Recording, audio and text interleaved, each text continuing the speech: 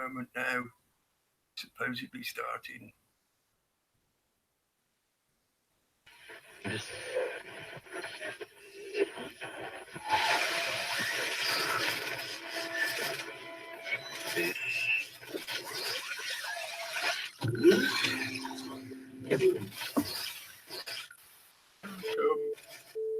Welcome to your awakening. Please take all of your reality is adjusted.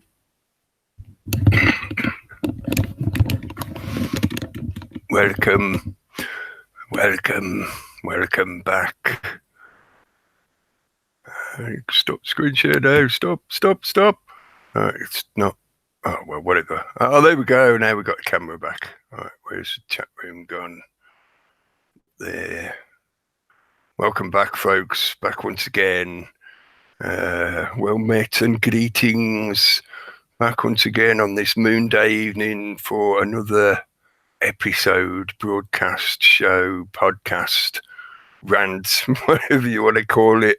Live broadcast, I suppose, is the most sort of captural way of saying what we're doing at the moment.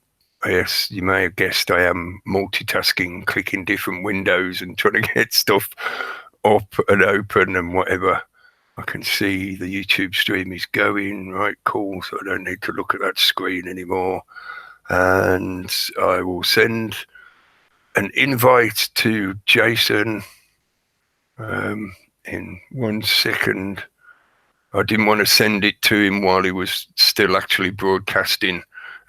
Jason, on the Raconteurs News guys, who were just listening to them chat with Shulk, I'm not sure how you pronounce her name. And I didn't want to send it to him because I know sometimes it can cause interference or interrupts, it drags on the bandwidth or it pops up things on the screen or whatever. Do that, press that button. Join in as when you are ready. Add a quick message so he knows I'm sending him the invite and whatever. Yes, hopefully we get Jason on, we can have a chat and talk about some of the stuff that was sort of talked about last week. It was a bit sort of, because we're trying to respond to stuff that was in the chat room. Anyway, yeah, it is Moon Day evening again. A bit late because people wouldn't stop talking. They were enjoying themselves and chatting away. So it was all like, guys, I'm going to click the button in a minute. But yeah, we get there in the end and get started. And hello to everyone in the chat room so far. Thanks for joining us. Guia, hello. Dave Iron, hello. Apple Charlotte, hello. And Lotsome Tatthrow, hello. Let's go on in it. Cardini, hello, mate. Thanks for putting the link in the Raconteurs chat. I couldn't do it, obviously, because I ain't a spanner. I'm not a spanner on the Raconteurs chat, so I couldn't paste a link in. You in the room. And the Dots, hello, Dot. I've just been chatting with the Dots. I've been talking to the Dots. That sounds a bit, maybe they should put me on a list or something. I've been chatting to the Dot. New Being, hello. And Andy Young, hello, mate. I'll send you an invite as well if you want to join in. Andy, you're very welcome too. If you ain't feeling up for it, no worries. Same as for Paul. He's very welcome to come and join in the chat if he wants to. But if you ain't feeling up for it or whatever, that's cool. I know how it goes sometimes. And it is the middle of winter. And as he mentioned on the show with the flu jab, please don't go and get the flu jab, because all you do is turn yourself into a viral production machine. You become a walking patient zero that then passes on the flu to everyone else around you. So what great way to spread the flu amongst your populace by jabbing them up with flu all the time. Yeah, that's what your immune system is for. You get these viruses and then you burn them off and you're better for it afterwards and then, until you get it next year again. Because it changes every year. Sorry, I distracted myself. I'm still scrolling down. Stewie, hello, Stewie. And Uni Black Sister, hello. And Richard Kinsit, hello, hello. I'm scrolling. I think I scrolled to the bottom. Yeah, you got the lurgy as well, and yeah, I know how you feel. Right? I had it. What was it? A month or so ago, and of course, I still got my regular cough. Super leads. Hello, mate. I just saw that pop up at the bottom. Right. Okay. Let's get back to what we were generally going to do. I haven't exactly got any kind of theme or whatever to talk about tonight because was the intention to do just a roundtable conversation and touching on some of the stuff that was talked about last week, towards the end of last week's show, in that second half, when we started sort of doing a back and forth with the chat. And it was primarily around that question of violence or non-violence. Yeah, got my yellow vest on tonight. I managed to find it. And I thought I'll put it on now while all this stuff is still going on. So there's no particular sort of underlying obscure question that I'm trying to play with tonight. We're just going to chat in general about the things that have been going on through the week. A couple of things I noted down just to mention. One being the 17th today. Yes, the star date is the 17th of the 12th, 2018. The 17th is the first day of Saturnalia.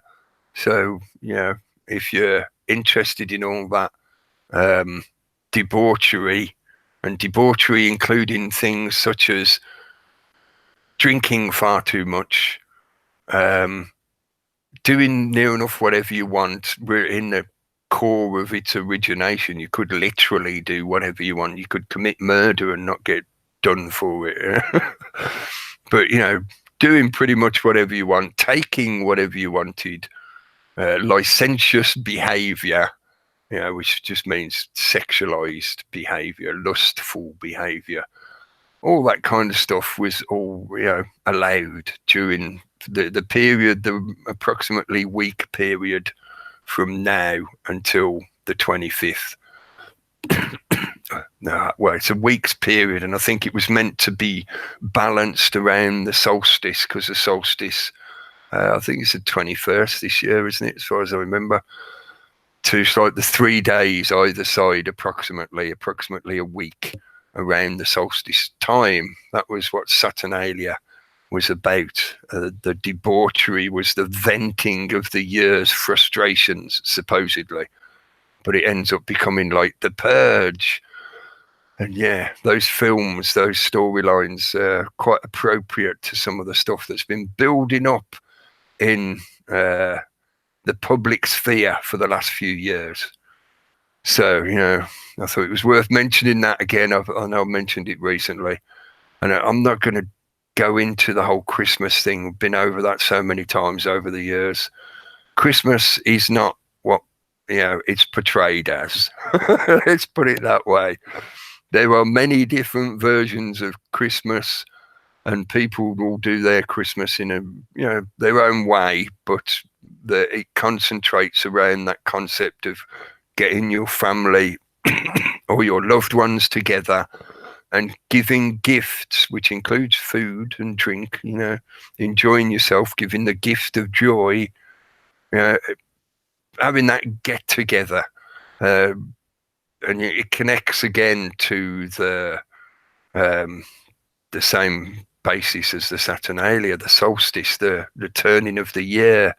And it was that celebration of, we've survived the dark period of the winter. Let's celebrate. Let's eat all the stuff that we've got left. Let's give each other gifts and, you know, share the joy again. But now it's primarily a commercial, consumerist system, or I don't want to say celebration, because you know, you can't really celebrate your own slavery or addictions. Do you celebrate an addiction? So calling it a celebration, I don't like doing that. But now what we mainly have, what most people participate in, is a cartoonified chocolate box pantomimed version of the original, the roots of these celebrations and holy days, etc. But now it's just all about showing how much you supposedly love someone by how much money you spend on them. And that's not people's individuals' fault. I'm not trying to say it's all your fault because you're spending money and wasting money and blah, blah, blah. It's the way we have all been taught to do things by this corporatist, consumerist-based system. They need us to keep buying stuff every year. If you stop buying stuff, the whole system starts collapsing. And that brings us back to the yellow vest stuff, yeah? So this time of the year is quite appropriate for a lot of this stuff to be taking place. I did listen to Annie Logical's video that she put up the other day. It was just a bit of an amalgamation of work she's done previously about the 2017 Economist cover, the front cover of the Economist magazine for 2017, and the series of coded symbols, hieroglyphs, symbolic language, and the interconnected possible connections between each of those symbols. And she was referencing the illuminated clothing, or being illuminated, because there's the thing about fluorescent jackets, they reflect light quite efficiently, so they're luminous. We are illuminated when we wear them, as long as there's any kind of light source. Yeah, but you are a reflection of the light, not the emanation of the light, because of that reflective effect. It is a reflection. Anyway, before I digress even more, yeah, I'm interested in what she was saying. I agree. I'm appreciative of the fact that she's put a lot of those dots together, as it were. I'm still open on the whole situation, though, of whether this is as in the Gilets jaunes, the yellow vest movement. Is it orchestrated from the beginning, or is it organic, grassroots, as they say, kind of thing? I think she points out some very worthwhile bits of information to look at when considering that question. And I think I mentioned it last week. It is inevitable whenever some kind of social movement starts gaining ground and getting public attention and actually has the potential to influence the public such that they might participate in or take actions that would be against the status quo of the current establishment, it is a requisite that the establishment works against it. It's self-preservation from their point of view. So once any kind of movement starts to snowball and pick up steam, the system will try to intervene in any way it can. And as we've often talked about from different directions on different shows and broadcasts, the methods that they will employ are not restricted to your sense of morality or fair play. They don't give a fuck about morality or fair play. They'll do whatever it takes to reclaim the narrative, to appropriate that energy back into feeding their consumerist cycle system, their corporatist infrastructure.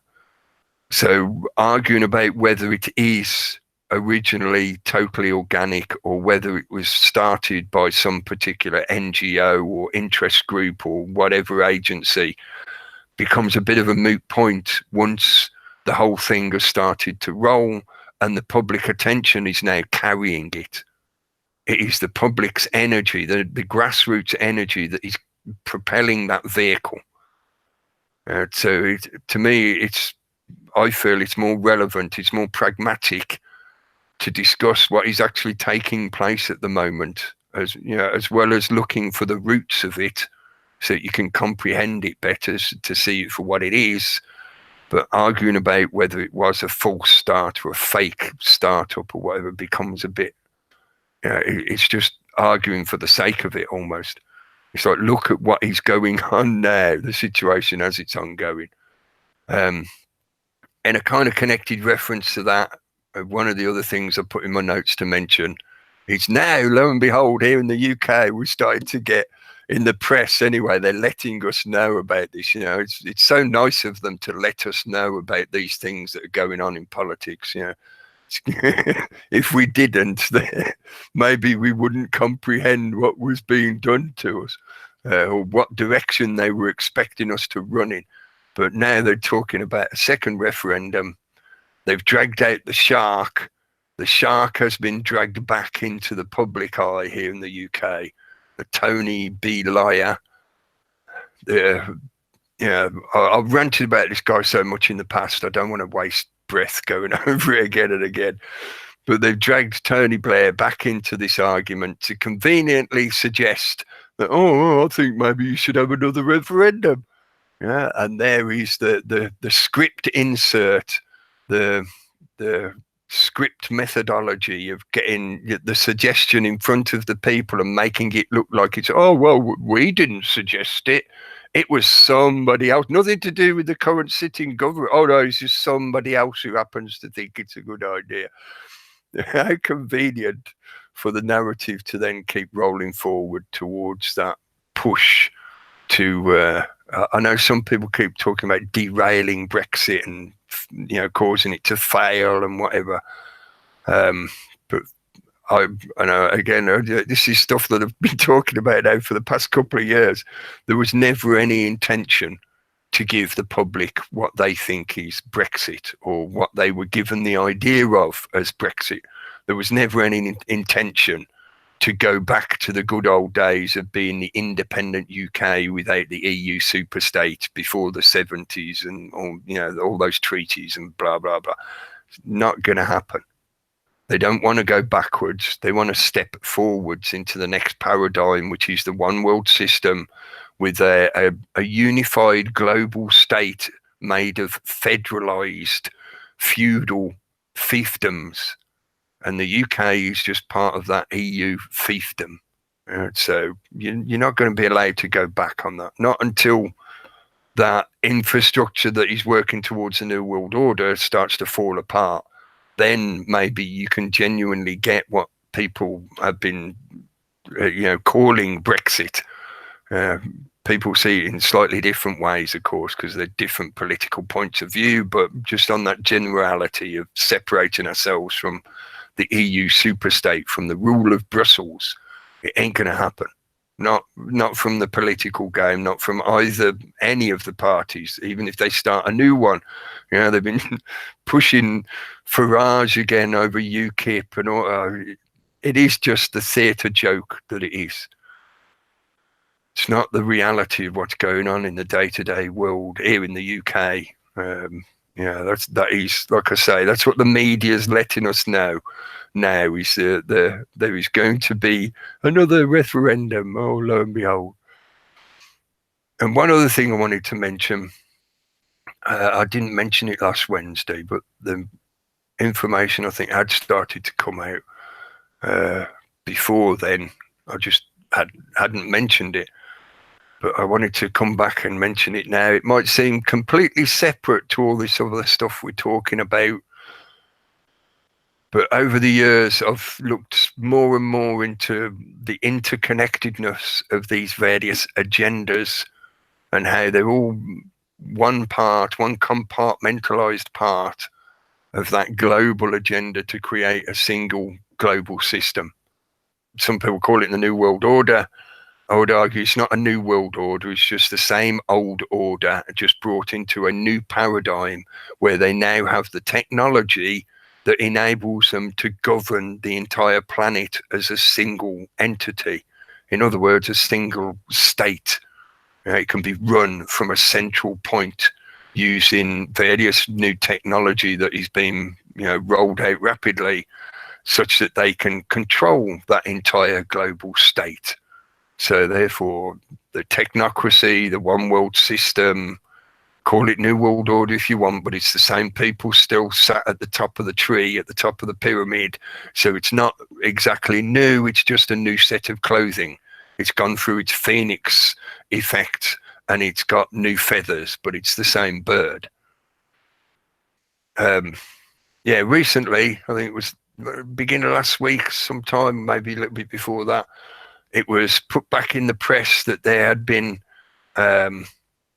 various scientific investigations into and papers and theories written about the concept of aerosol injecting materials into the atmosphere to help manage solar radiation. Now that global warming and climate change are affecting the planet so much that they feel they need to take action, and they've investigated the idea and they think it's a good idea, so they might start doing it soon. I'm very, very much sort of, mashing up the headline, as it were, but yeah, you get the gist of it, because this has appeared in different publications with slightly different headlines, which basically saying the same shit. This is something that they talk about, they put back into the press every so often, every several months, once a year-ish, they put out a story about solar radiation management and aerosol injection, atmospheric injection of materials to affect the climate, affect the atmosphere. It's not new technology. It's been known about for a very long time. And in this recent contemporary sense, the idea of aerosol injection has been known about for quite a while. And it's been talked about openly in scientific and some political circles, such as the UN. The UN have actually had conventions talking about geoengineering. So it's not something new. But what I wanted to mainly point at, and the reason I was bringing it up, is this thing gets repeated every so often. And many people, similar to myself, who's got similar ideas on this whole situation, many people have pointed at these articles and pointed at these science reports and said, hey, folks, hey, public, do you still think we're crazy when we tell you about stuff going on in the sky, about geoengineering? Or maybe it's just because we use that keyword phrase that gets you so triggered. We say chemtrail, and you go, oh, chemtrail, I've been taught, I've been indoctrinated that if anyone ever says that word to me, I automatically just start pointing and shouting, crazy person, crazy person. How many times you need to be shown that the scientific community is quite openly talking about, researching, and actively performing various projects and investigations and experiments in the atmosphere that they just don't bother telling the public about? You don't need to know. And that is the layer of ridiculous propaganda that the system itself, the authority, hides under, who actively do carry out projects and tests, and they experiment on us. But it's disguised in that milieu of confused information about, oh, somebody's took a picture of a line in the sky and now they're shouting chemtrails, and everybody thinks the whole world is being poisoned by the planes flying around.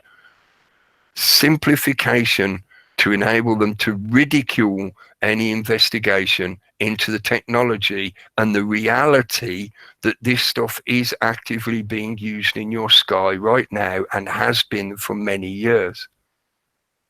But here you go, public. Here's another article in the mainstream press where they use ambiguous language such as, oh, we might start using this technique.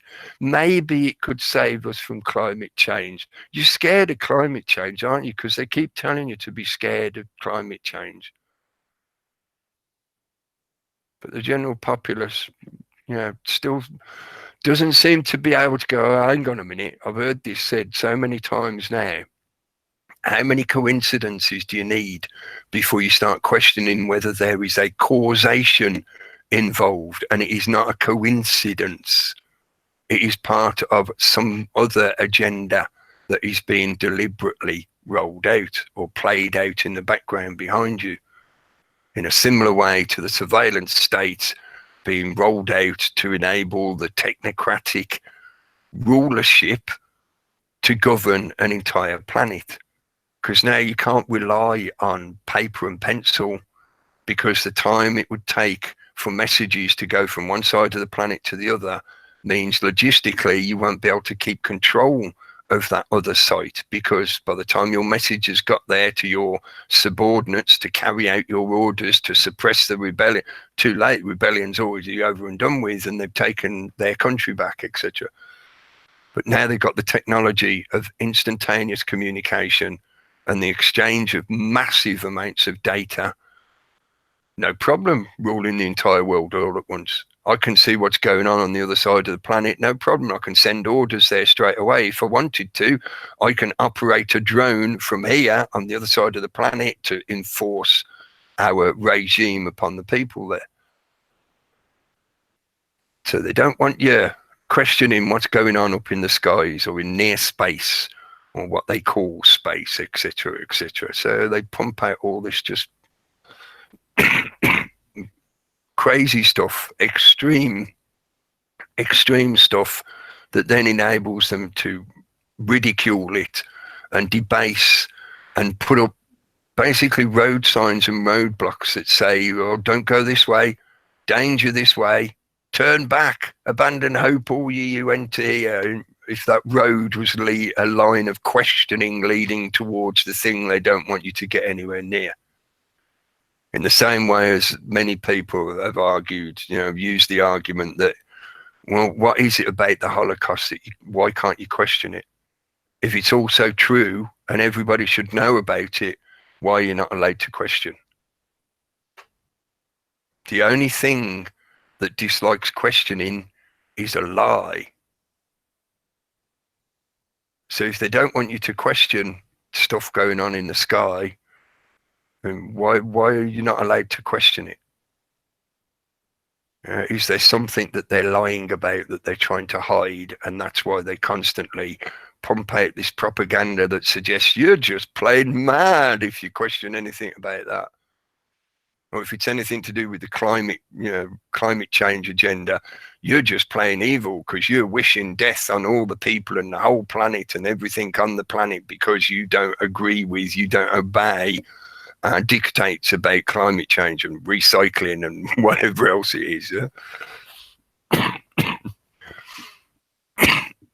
And that does somewhat connect into some of the stuff we were talking about last week. It's partly why I thought about mentioning it, but it's that question of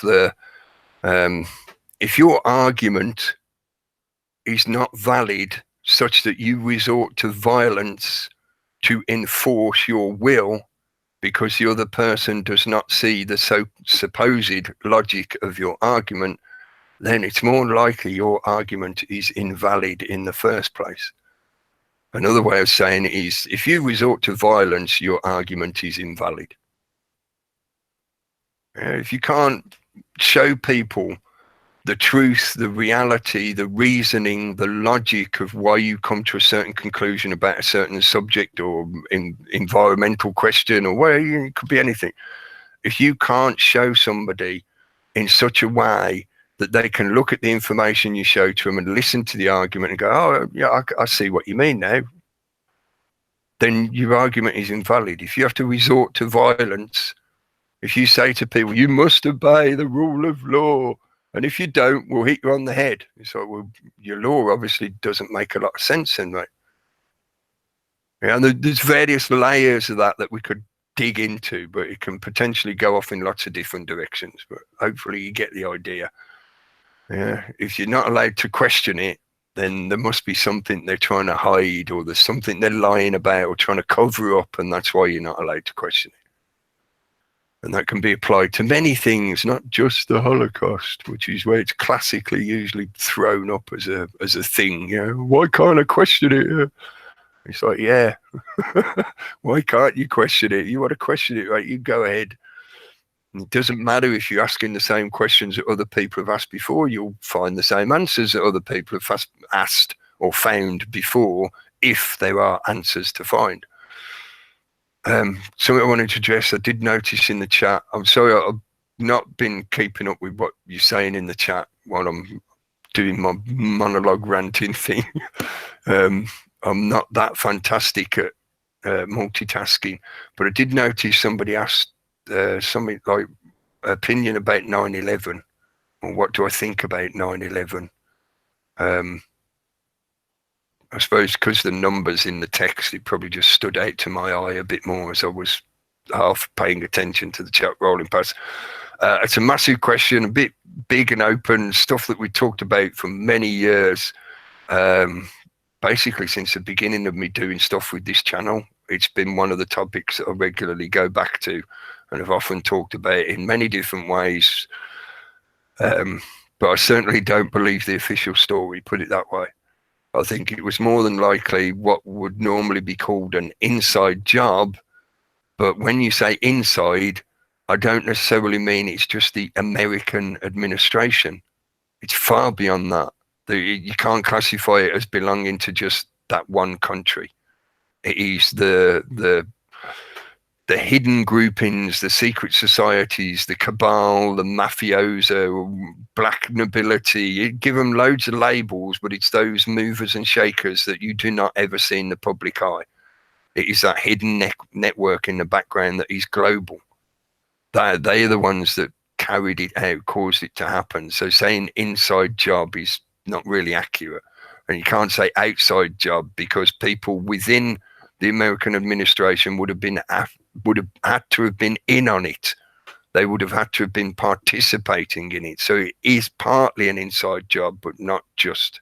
Maybe you could say it's an inside-outside job. It's an inside-out job. But definitely not the official story. The official story is just ridiculous. Yeah.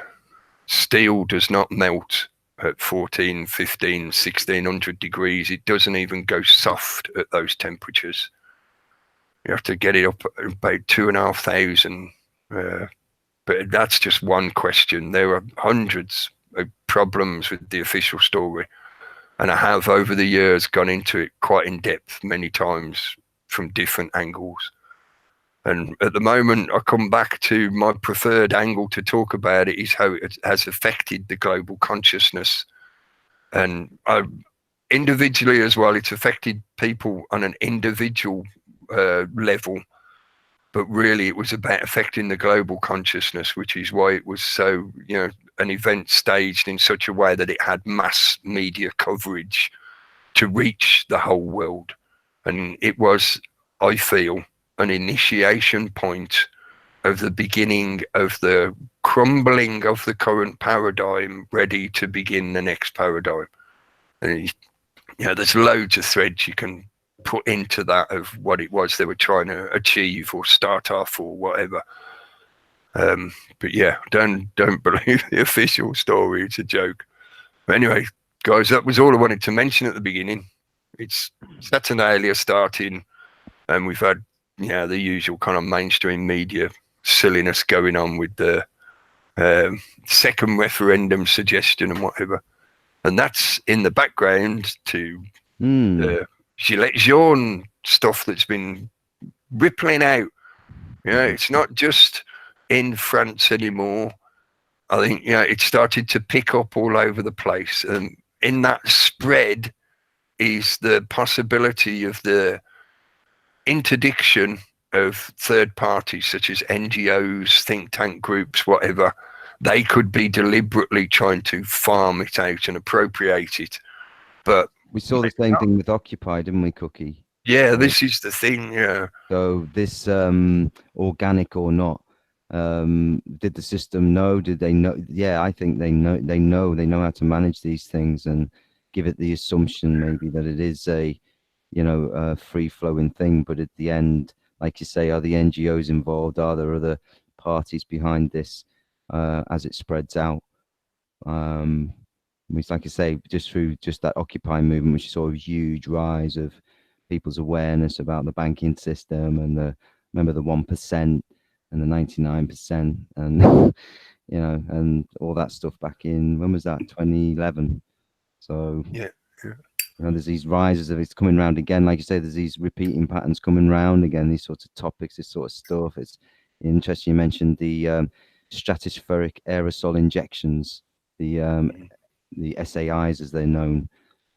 People deny that's, like you say, the way that they've sort of cornered that off and got certain people to shut down immediately just by, it's easy to shut down people with just the memes that they put out there or the you know, the bullshit that's about, and the kind of Joe Rogan type characters, and these people who are just, you know, there deliberately to, you know, keep you away from, you know, what's really, you know, the truth, you know, and like you say, the more questions you ask, you know, and the less you get back, you realize that these guys are skirting around truth, or they're out and out lying to you just to protect their empire or whatever it is. And you know, that's how it seems to be. So lots of people are beginning to, you know, again come round on this cycle of like awareness, and we're seeing this kind of, oh, okay, it's this yellow vests, and you know, it's happening again. You know, there's you know, and interestingly, Gary mentioned, and I saw this video as well, of what the mainstream media are not showing you, which is the fact that a lot of France is shut down. You know, the roads are empty. You know, there's nobody. Peaceful non-compliance. Yeah, peaceful non-compliant behavior, and they're not showing any of that. All they want to focus on is the riots in Paris and the violence and the, you know, all that stuff, all the usual kind of stuff they want to show people. Burning police cars and smashing bank windows and whatever else they can portray as being destructive or violent behavior, so they can portray it in a bad light. Give it bad press. So that's something that they, you know, and again, it's the perceptions of how this is going to, now it's going to spread, or spreading, you know, to the likes of Belgium and other places I've seen. But yeah, you see what, like I say, it's building, and the message behind it, no leader, no authority figure, you know, would sort of protect it in a certain way as well, in a positive, you know, it protects anything of like anyone coming out officially speaking for the yellow vests. To be like, well, no, we don't have an official leader, so it'd be interesting to see how that works out. It's interesting the symbol they've used, the yellow vest. It's almost like the opposite to Anonymous, you know what I mean? Anonymous being like faceless collectivism, and the yellow vest being like here we are, you know, couldn't be any louder, you know? Reflecting the angst of the general population. Interesting you should mention the Saturnalia just starting now, because it looks like this really is a true Saturnalia, which you can see it just behind the sun on the left. This is the period that Saturn goes behind the sun. It disappears and rises again as like the phoenix. Yeah. So if I start this moving, and you can see the date on the left hand side. Yeah. You see, I have to move it around a little bit. And move it around a bit more. Is this the Christmas day? It won't be coming back out the other side until, well, probably until Daz mutes his breathing microphone. Sorry, bro. But yeah, there we go. And then Saturn arises out the other side. So, you know, about 6 weeks or so, yeah? Okay, so that's I'm thinking of something else on Christmas Day. What's that planet that they see, or when you get the sort of, it kind of disappears, and it's, I don't know. A star you're thinking of? Yeah, yeah, I'll have to. So you're not thinking of Nibiru, right? No. They seek him. Yeah. You'll see the winter stars. The astrotheology stuff. I remember. Rising of something. So yeah. Now we're really. The morning star goes on to the southern crux. Yeah, that's Venus. Yeah, that's Venus. This is like there. Oh, I'm trying to get Orion in. Yeah, Orion. That's a very winter time star. Yeah, for the Earth. Yeah. Don't worry, we'll be on Mars soon.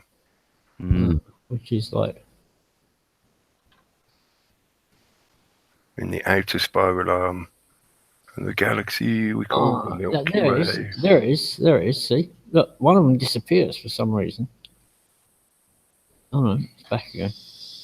That might just be resolution, and as in fitting onto the screen at that resolution. So one of the stars is like this close. These are all the light years.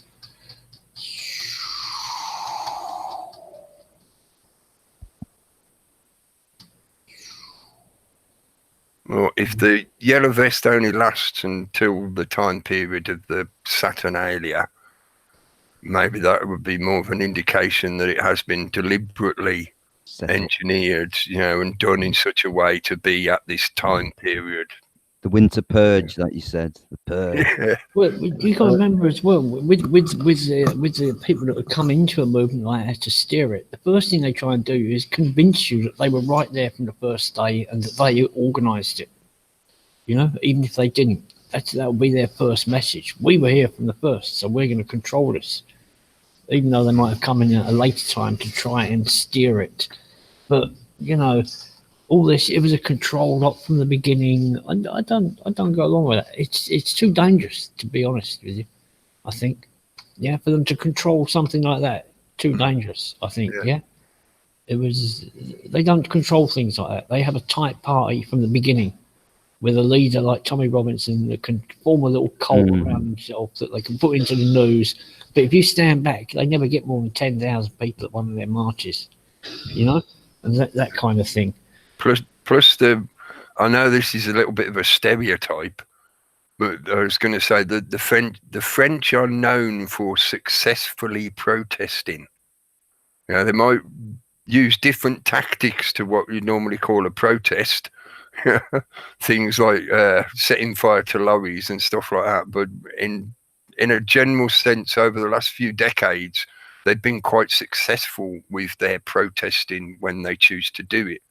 So, I don't find it a coincidence that in France there happens to be this, if it is organic, taking it from the point of view that it's genuine, organic, grassroots, etc., there is this innate ability to organise and get themselves together and protest in such a way that they've learned has an effect on the system.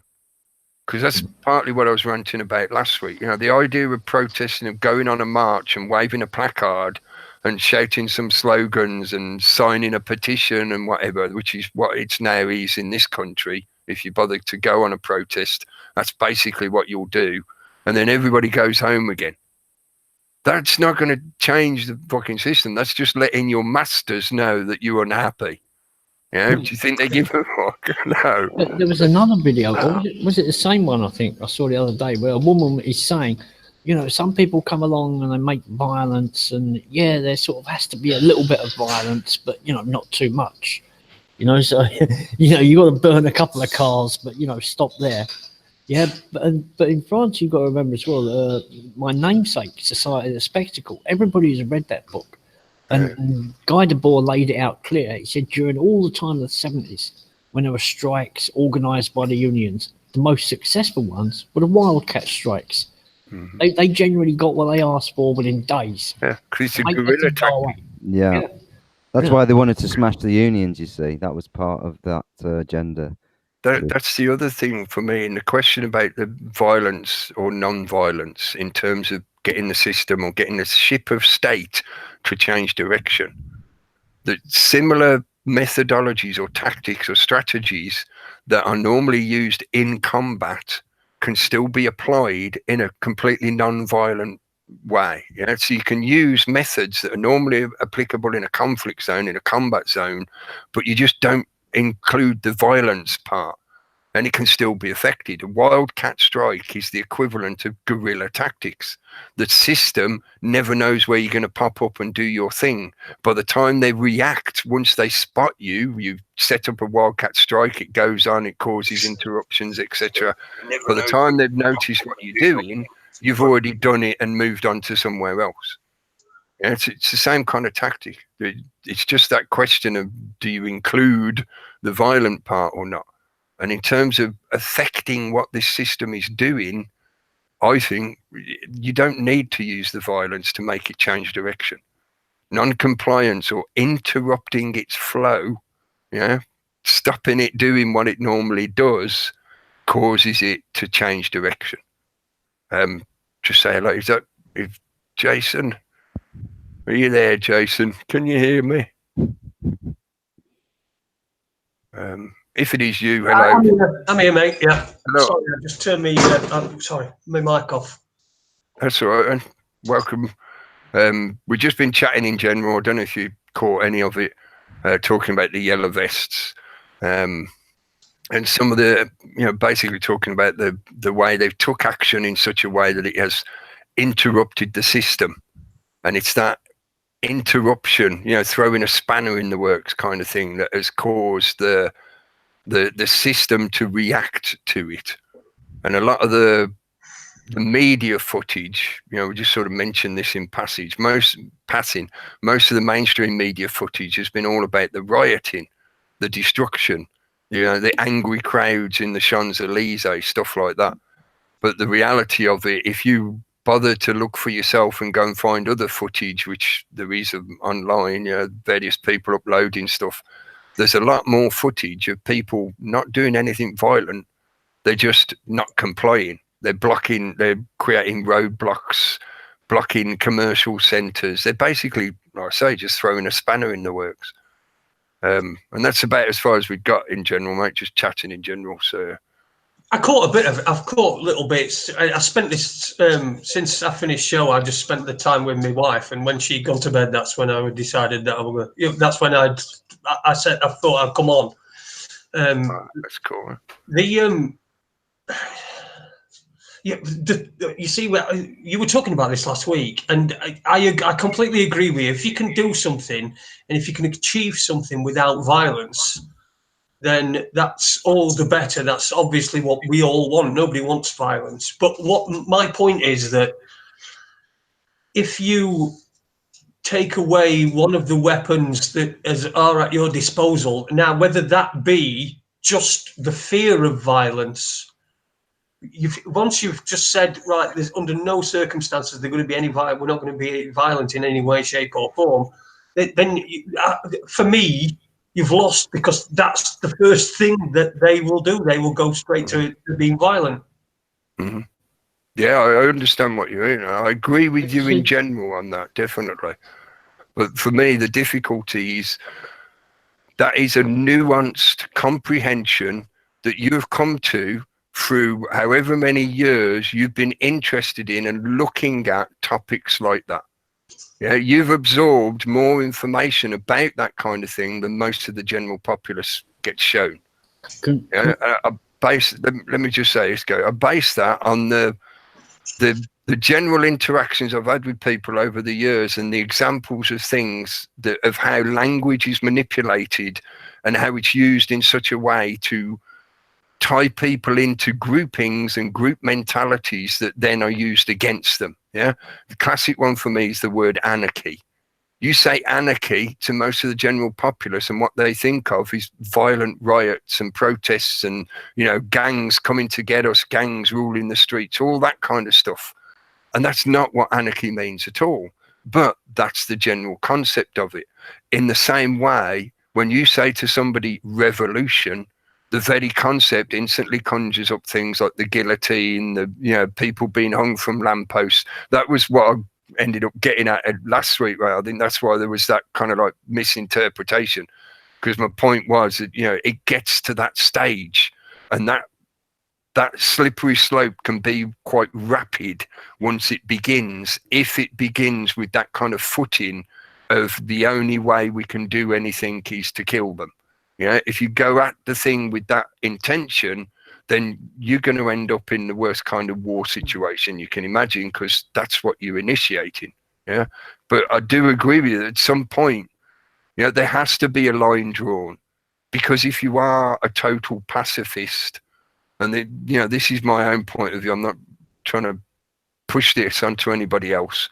I don't agree with total pacifism, because at some point, the system has got to such a scale that unless there is 90% of the population being pacifistic, it isn't effective, because the system will just roll over you, and then it will write the history of how you were bad people and it had to get rid of you, because the winners write the history and they'll just erase your existence or portray you as the bad guys. Yeah. So to me, it was that point of, I don't like to talk about the use of violence in these kind of situations, because you've got to get past all those misinterpretations and indoctrination first. The very word itself needs to be discussed so that people can comprehend what it is you're talking about. Because I agree with you that most people I can't say all, because there are some crazy people out there, but most people don't want violence. They don't want people hurt. They might want their world, their country, whatever, to change what it's doing. They might not agree with what's happening in their country, and they want things to change. But that doesn't mean they want to do it violently, or they want violence done to them.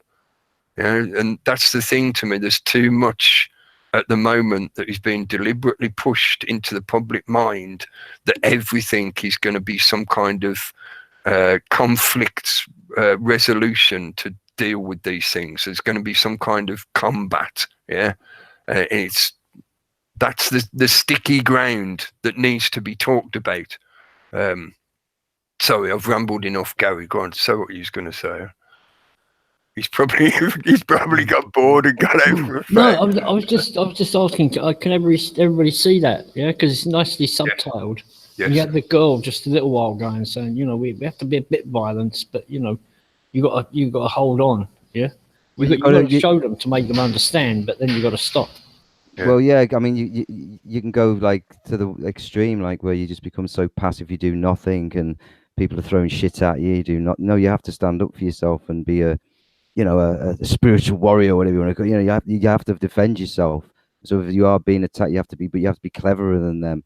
You know, you don't need violence. You know, you can just see how the French have been doing it. Like say on that footage we saw of all the roads empty and people are just, you know, they've got some empowerment. You know, not scared of the government, not scared. You know, they've got over that bit maybe, and they're a bit more sort of like, yeah, we're gonna, you know, we're now got to the point where we're not going to pay all this or whatever he's doing, Macron in, you know, in the government in France. I don't know, but you know, they're obviously all pissed off, and this is what's happening. You know, the purging. You know, I don't like to say if it's organic. I don't know, but I didn't go and get a link for it because, as far as I know, it's still on YouTube on his channel, so people should be able to find it for themselves if they want to.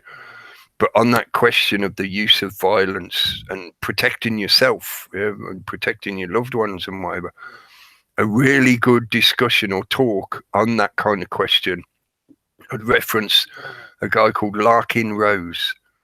And if you go and look up his channel, Larkin Rose, yeah, and he did a video a few years ago, now it's several years ago, I think, titled When You Should Kill a Cop, or When Is It Okay to Kill a Cop, I think is the title. But if you have a search on his channel for that, you know, when is it okay to kill a cop? And he talks about all those kind of questions, and he goes into the questions of ethics and morality and all that kind of stuff. And I felt it is a good discussion or a good talk, a good presentation on that question. You know, this is now where it's at the point of you can't not, I feel anyway, you cannot not talk about these questions because they are pushing it. The system has been pushing it for years now towards this point where they want groups of people coming out and being violent in the streets or trying, at the worst, you know, they want to commit a coup or something else like that. You know, they want to take some kind of violent or militaristic action to deal with these, you know, crazy people that they see being in parliament or whatever. So it is a very, very relevant point, and it's very important that it is discussed. Yeah, it's talked about. Because one of the key things I've learned over the years is guaranteed. You know, I did a little bit of work many years ago as a doorman, as a bouncer, basically, a club doorman. So, you know, I know what it's like to try and resolve conflicts. You know, to be in a situation where people just want to punch the shit out of each other and you're trying to break it up or deal with it or resolve the problem, whatever. You know, one of the things you learn is that as soon as people start talking or stop talking, that's when the bad shit starts happening. While they're still talking, you've got time to go over it and hopefully find a way of dealing with the problem that doesn't end up resorting to violence. You know, so to me, it's like, I know a lot of people don't like talking about this shit because they get emotional, they get triggered, they get upset. And especially like listening to the Raconteur news earlier, talking to the South African woman, you hear stories about situations that just make you so horrified. You're like, well, you have to act in some way, don't you? You know, you can't put up with that kind of shit. So what do? You have to take some kind of action. And if that action is what is termed violence, yeah, are you not justified in using that to protect yourself, to stop these horrific things from being done to you, to your family, etc.?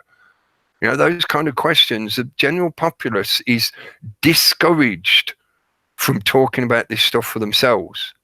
You're expected, you're told, you're indoctrinated to just defer to the judiciary.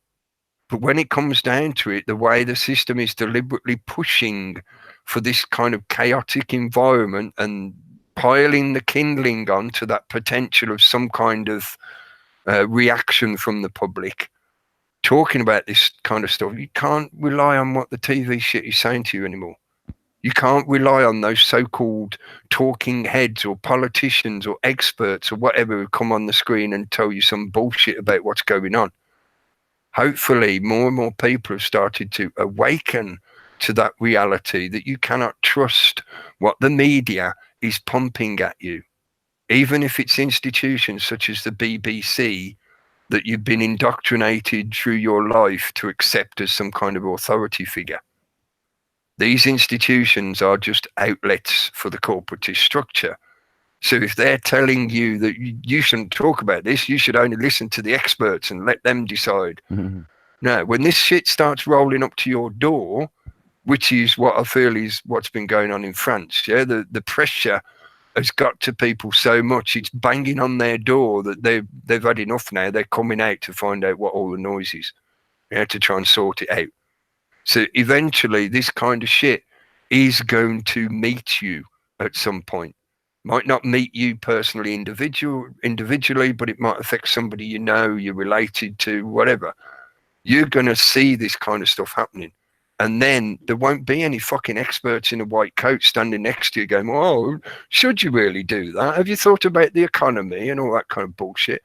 That won't be what's important to you. When you mentioned before something about why you can't question certain things, I think Greer just mentioned in the comments something about karma. Karma will come back on you.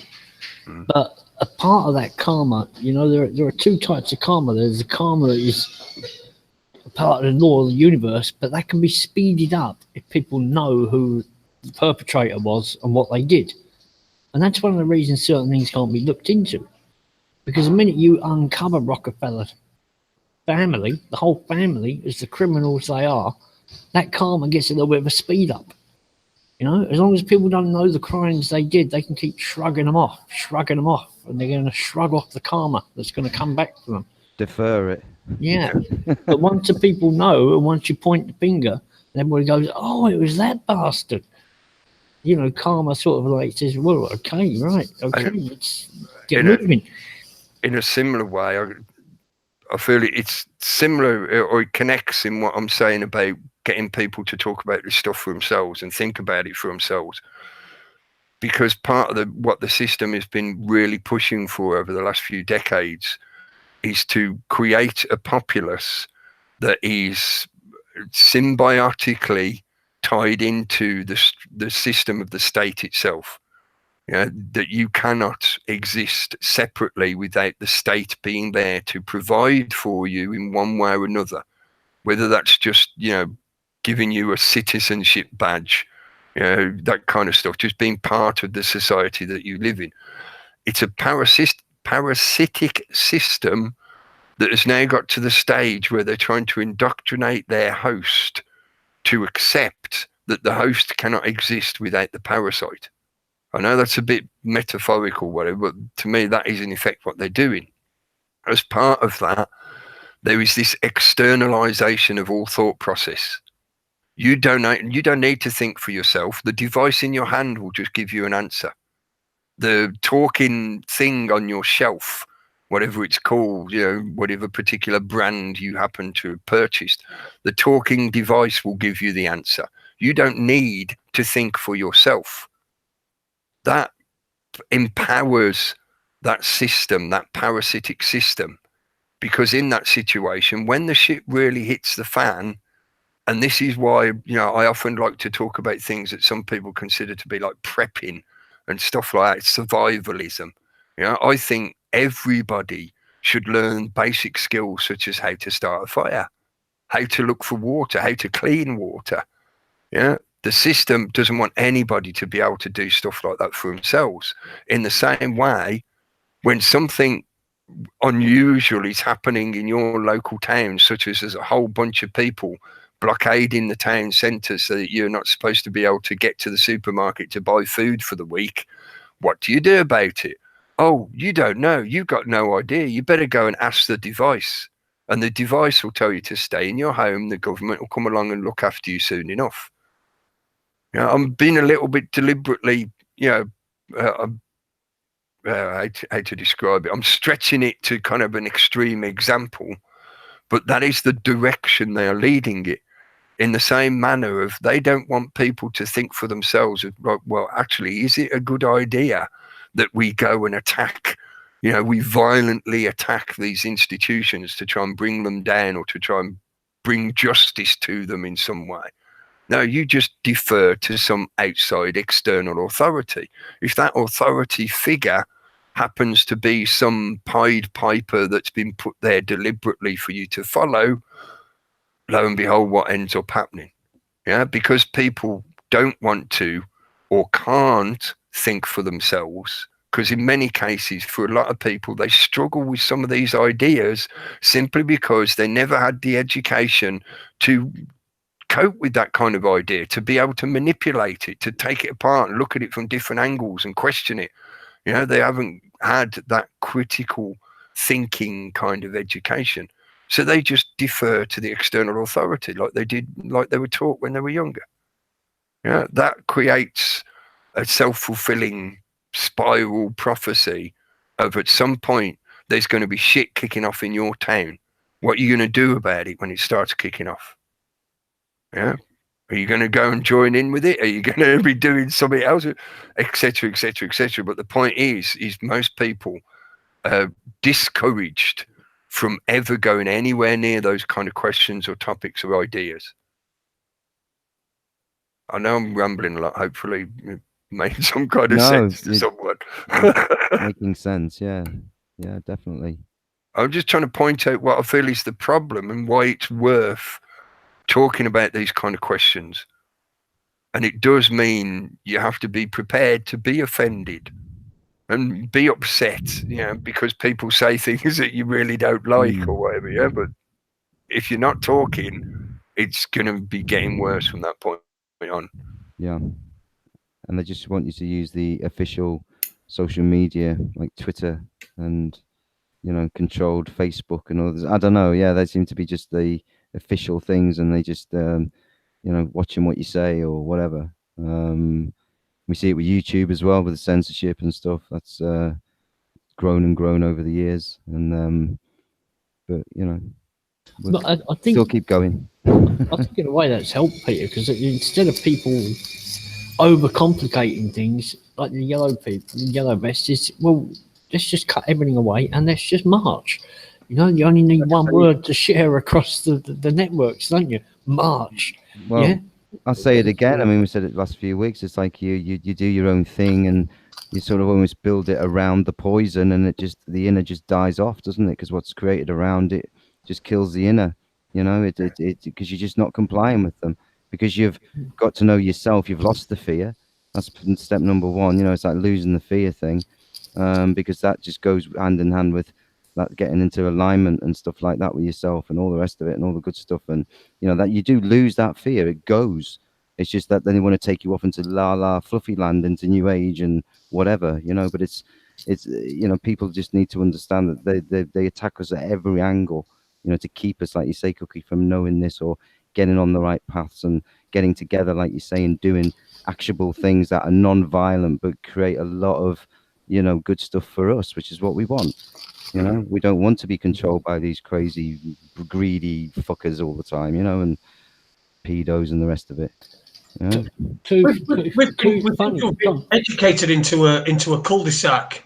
So now, sorry, Gary, we seem to have been educated into a cul-de-sac. So now we are reliant. Many people are reliant on the system. They, like you said before, they need something, at least something from the system to survive. And the more and more we become reliant on things that are not, like I've said before, you gave a kid an A to Z today, a 20-year-old an A to Z, they ain't got a clue, not a clue. That's how I used to get about when I first started driving and doing driving jobs. You know, I'd have an A to Z. I didn't have a sat nav. But can you imagine these days? They've got no chance. Like you say, everything's on the phone. The answers are all there. They don't have to learn anything, and they can read the answer and then forget about it straight away, which is another thing that's been indoctrinated and conditioned and educated to do. Yeah. Like why bother learning it? Why bother knowing it for yourself when it's there at your fingertips whenever you want? It's the same as a lot of this ties into another key plank of the agenda, property ownership, which again connects into, certainly in terms of the judiciary and the judicial system, connects into violence and the use of violence. Yeah, property ownership. Now you don't need to own a book. It's online. It's in the cloud. You don't need to actually own it yourself. No, you can just go and look at it whenever you want. Yeah, same with video material and stuff like that. You don't need to own it yourself. You just go and stream it online whenever you want. Well, what you described there as well is one of the effects of data being the new commodity. And it's like property was it gets more and more expensive per square foot. Well, the same thing with data, because you used to learn a series of facts that would give you such and such a conclusion. Now, well, each of those facts is potentially worth something on its own. So, nobody's getting knowledge anymore because every piece of data is being commodified. Yeah. So you go to Wiki and you learn something, and you see some pages on Wiki that are absolute joke. Yeah. Even the one on the yellow vests. Yeah. And that's what's interesting. You probably had him on a show once, Jason, Peter of England, who turned out to be a bit more of a con man than a help. Yeah. He's put some videos of him marching with the Yellow Jackets, and he wants to bring the Yellow Jackets movement to England. Buy a yellow jacket from his website for 15 quid. Yeah. We mentioned last Wednesday about the Yellow Jackets having the left and right in their 40-point agenda. Firstly, everybody has a right to a refugee status, and immigrants have a right to move. But if they come to France, they ought to learn the language. Well, Paul Joseph, whatever his name is. Boy Watson. Yeah, he's just put a video up pointing out the right-wing aspects of those 40 things. Like every immigrant should have to learn French. And if they're not a refugee, we're going to send them back to where they came from, without actually mentioning that the immigrants have the right to come into France. So, already people are splitting the Yellow Jacket market movement into the bits that suit them. Yeah, trying to steer it in their own direction. Creating politicized groupings. Yes, and stratifying. More confusion, people walk away in the end. Yeah. That's the whole idea, to fuse it out. That's what they did with Occupy, fuse it out, create an environment that was, whether we're using the Delphi technique and things of this nature. Tavistock was in there, managing all that at the time. We just went along for the day or so when it all started, and but it carried on for weeks and weeks, and eventually people worked it out, what was going on. So, but it sapped that energy. It vented that energy, which was what it was meant to do. Steam valve in it, yeah. We say, just to get, people, get your yellow vest on, go on, you've done something, and but in the end, like you say, I'd be very surprised if they didn't know this was coming, or they are behind it, or whatever. I would. Me being the suspicious mind of with the way the system works and how devious and sly and scumbag and horrible it is, very much behind it, I'd imagine. You've still got the French and Germans at the very centre of Europe wanting to hold on, seeing as it's growing bigger. And this could be a slightly, steered by Macron wanting to still be at the centre of Europe, France wanting to still be at the centre, maybe a Frenchman taking over the head commissioner job next. Yeah, and I mean, there is that internal wrangling that goes on. and they've got a little bit of elbow room. I do think Macron has gone way too far, because the people that were saying in that video, about it's austerity, nobody's got any money, and that's what people are protesting against. I want you to ask Jason, did you speak with that Serena Sana girl, the French girl, woman? I've got her email address, and we're emailing each other. So I'm going to get her on show. It's probably going to be at New Year, or maybe sometime between Christmas and New Year, just for all and everything. But I'm going to definitely have her on.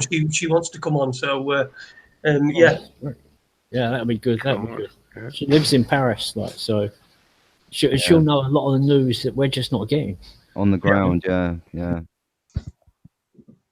Yeah, it will be. It certainly will be an interesting show, and this yellow vest, high vis vest thing. It's not being reported the way that it is. I mean, like you said, the people are taking certain aspects of it that they don't like, that they and they're sort of going in that direction, but using the yellow vest. So it's like a lots of different splinter groups are going to come out of this. And as long as they don't start fighting each other and realise that they all want the same thing, they all want Macron gone, they all want the bankers out, they want they want the end of globalisation.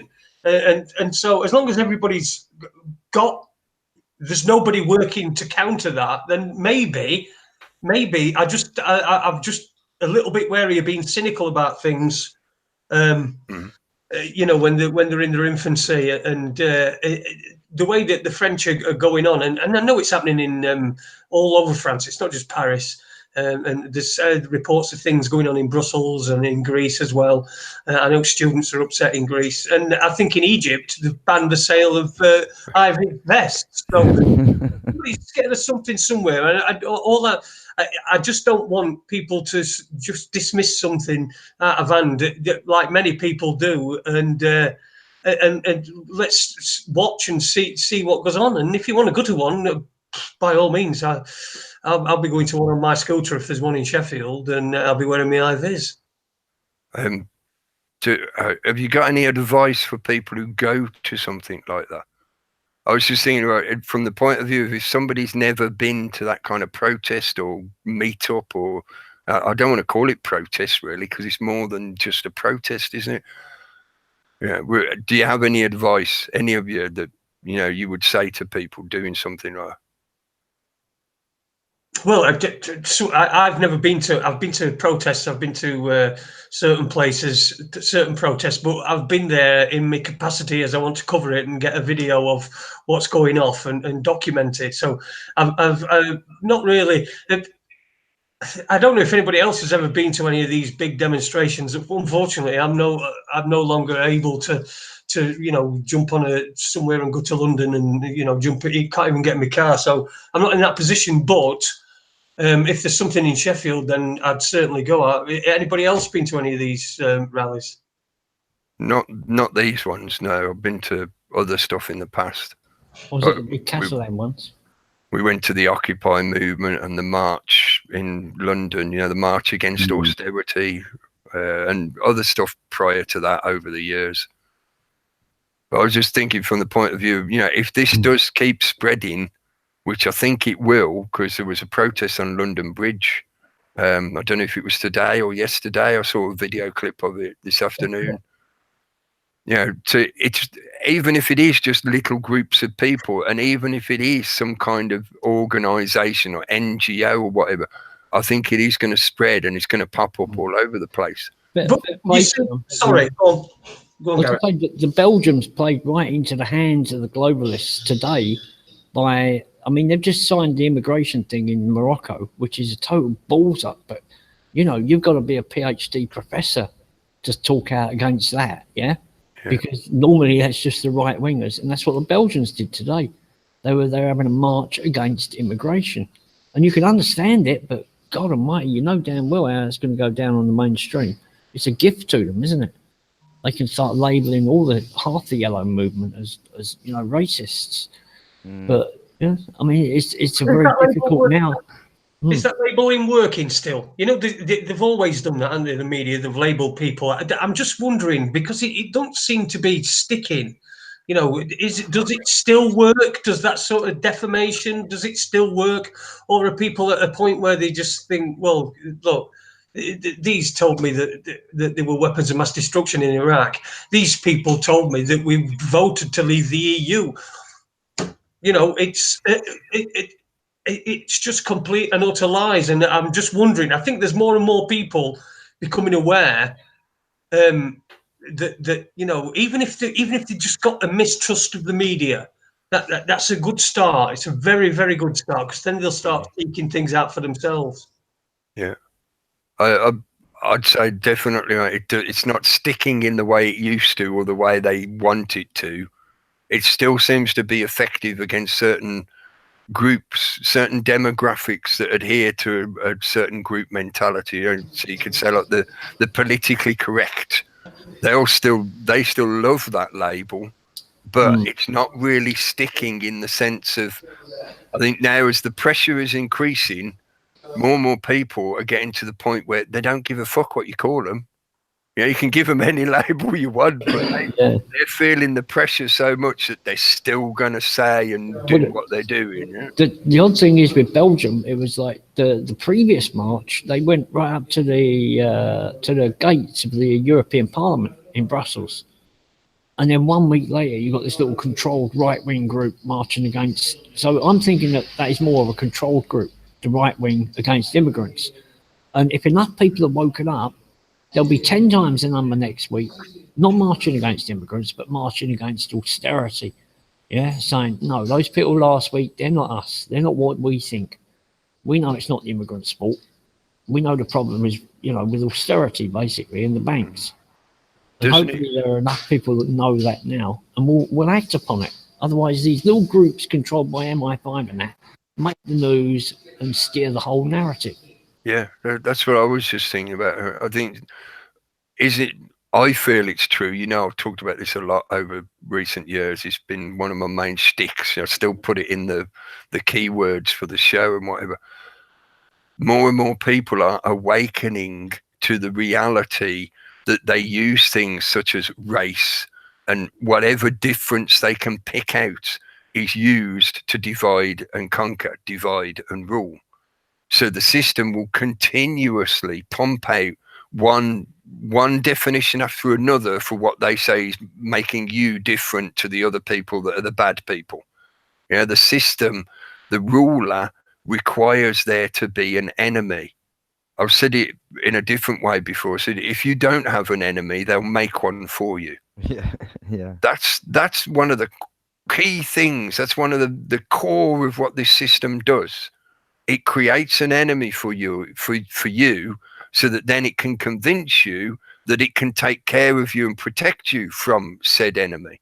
So if you don't have an enemy, they will make one up for you. They'll figure out something about somebody somewhere that is different to you, and they'll just keep telling you about that difference. And I think now, because of this, how can I put it? It's like people falling out of love with the mass media or losing their trust of the mass media. This internet technology has given us the ability to question those authorized official outlets to such a point that people now can see past a lot of the propaganda, the illusion, the yellow journalism, so that they're not accepting when, oh, hang on, I raise a point and you tell me I'm racist. No, I don't believe that. You're just using that as a label to try and shut me down. Or my personal favorite, you know, conspiracy theorist. You're just a conspiracy theorist. Don't have to listen to you. You are the enemy. You know, is it not that they're just perpetuating that, but it doesn't work anymore? Because more and more people have access to more information, more points of view. They can see the world from so many different angles that kind of propaganda technique just doesn't wash anymore. And people can use their own eyes to see it for themselves. You know, you see, even like you say, 9/11 you mentioned before. You know, that is an event that, well, 18 years ago, whatever now. So it's getting to that point where there's a generation coming along who didn't remember that day, didn't see that day, weren't around seeing all the shit that was going on via our media if you weren't on the ground there.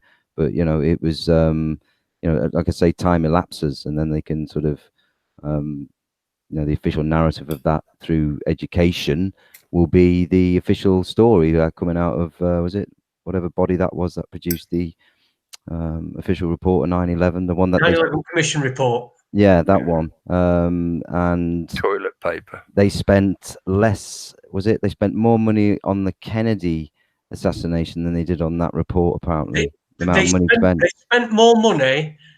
They spent more money when Ken Starr was trying to impeach Clinton, about 10 times as much than they did in the investigation into what is the biggest event, biggest global. I mean, it was designed so that we would all see it. Yes. So that it was the first major global event where everybody who had access to a television or any sort of electronic device, even if they're just looking through a window at Dixon's, they had access to it, and it was there, and they saw it, and then it's implanted in people's minds and your subconscious. So every time you hear something about a plane, a problem with a plane, you then naturally you link that to 9/11 because that's the way that you've been conditioned, and there's lots and lots of different triggers. New York, if you see something about New York, the first thing you think about is 9/11 because it's been planted in there, and that's a huge part of the fear that they use against the population so that they won't rise up. And like I say, they'll just keep cementing the same lie of what actually happened, or what you just get rid of any other arguments, just shut those down, shutting down the truth again, shutting down any questions. The more questions you have, and the more they don't answer, the more they're lying, like Cookie was saying before, isn't it? It's the same thing. It just reveals itself. The layers come off. It's there to be seen. And if people are paying enough attention, they should be seeing what we're seeing, we're all seeing, I think a lot more people are, but because the system makes so much effort to distract people and to interrupt or intervene in the lines of communication. It's like, I know I'm cul-de-sacked. I think we are cul-de-sacked. But the reality chat gets cul-de-sacked on a Wednesday. I'm pretty sure Raconteur News, you're probably fairly cul-de-sacked as well. You get a bit more reach because of your interconnections with other people, talking with other people. That creates more bridges, so you get more reach that way. But the system doesn't want our conversations, our discussions, our information getting too far out. You're not allowed to reach the mainstream public. You won't compete. There is no fair play on that stage to compete for public attention. And that's deliberate. They don't want people discussing things like this. The one question I was going to ask you, because I agree with you totally about the 9/11 stuff, is like, do you remember where you were on 9/11 and when you first found out like it was happening? And then do you remember when you first thought, that's bullshit, I don't believe the official story? Sorry, go on. Well, sorry, no, you go first, go on. Well, I was just going to say, I remember where I was. I'd got a delivery in somewhere near Oxford, and what had happened is I'd gone and delivered the item. It was a pallet or something daft, and then I got a phone call. I must have been about half an hour away. Got on my way back. I was going to Leicester or something, and the phone rang, and it was the place that I was delivering for, and I'd left something at the place where I'd previously been. So I had to go back to Oxford, and then I was on my way. I'd pick up the thing that I'd left by accident, and then I'm on my way back to Leicester, and that's when it happened. I was waiting for Hawksby and Jacobs to come on Talk Sport, because that's what I listened to. I was a sports fan, and I don't even think that they got on. I think Mike Parris did the whole afternoon, and he was just talking about what were going off, and so I never saw any of the images until I got home later that evening.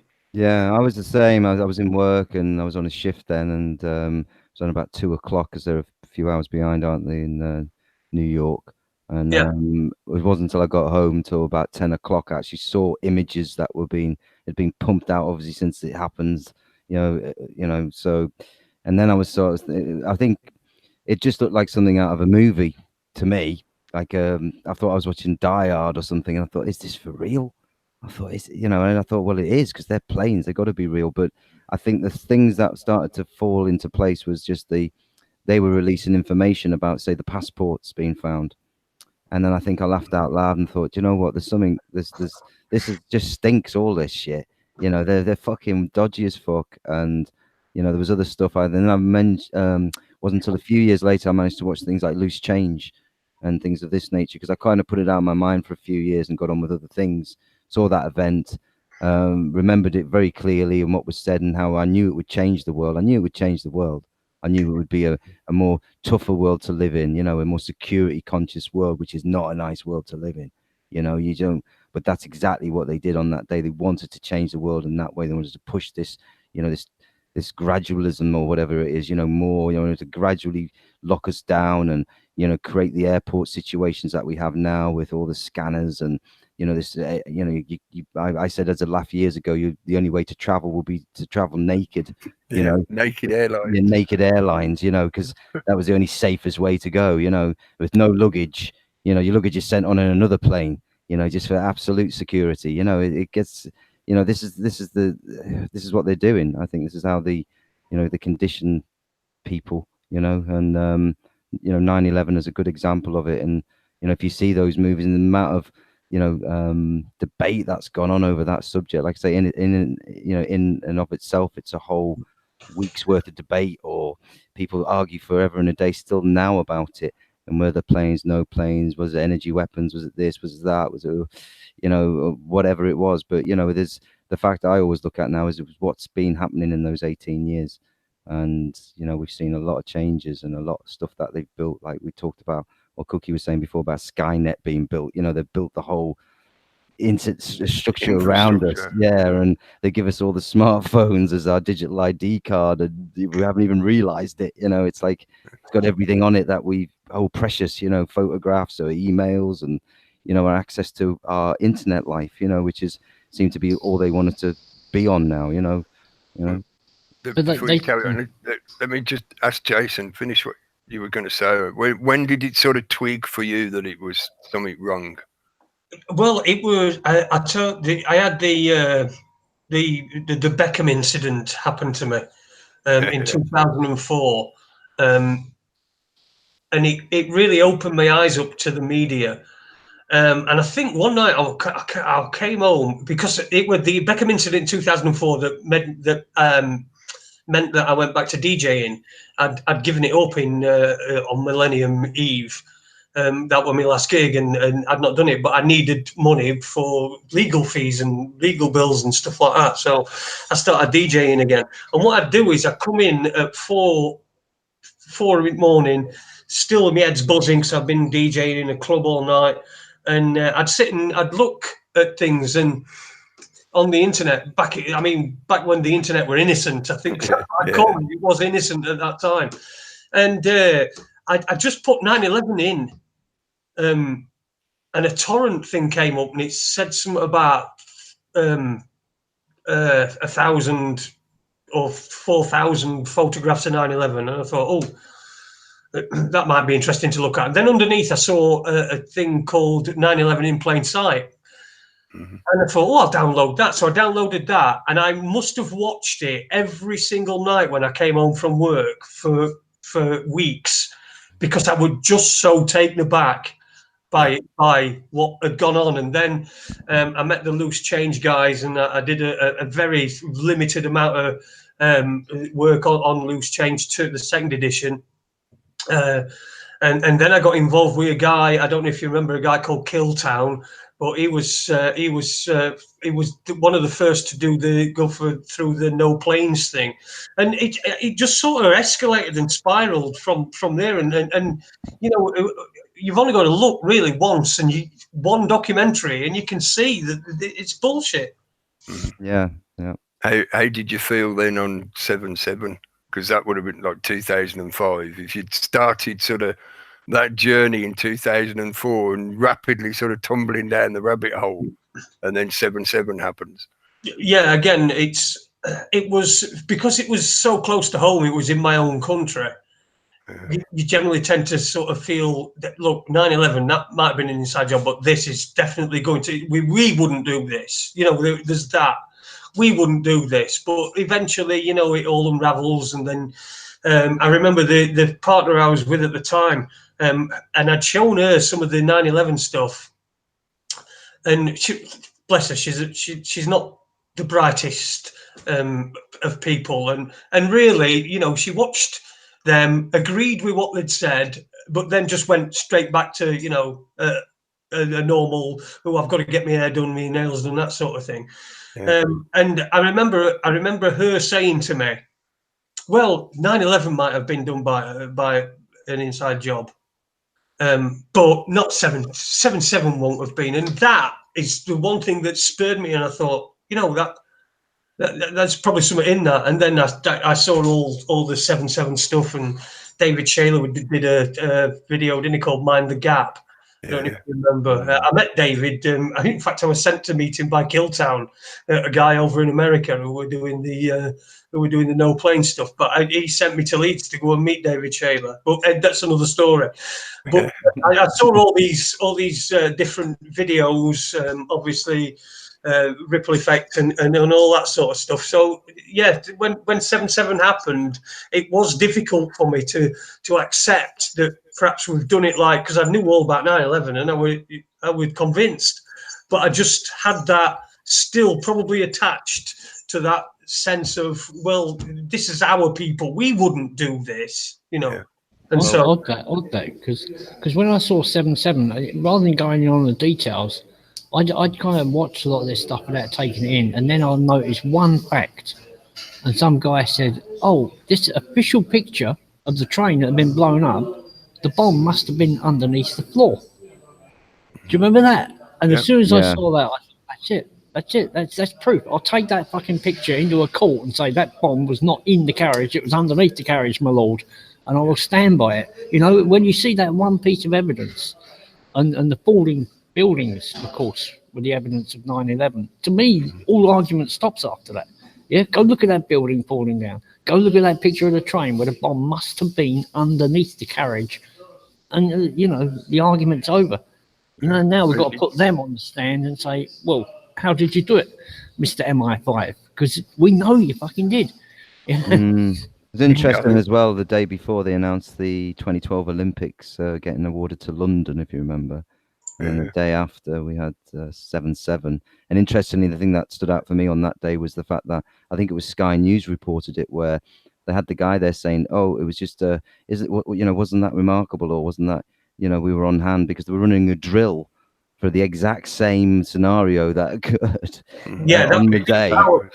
Yes, consultants. So that was the biggest one for me. I thought, "Oh, this is And then as we delve more into it as time went on, I realised there's a lot more in that as well.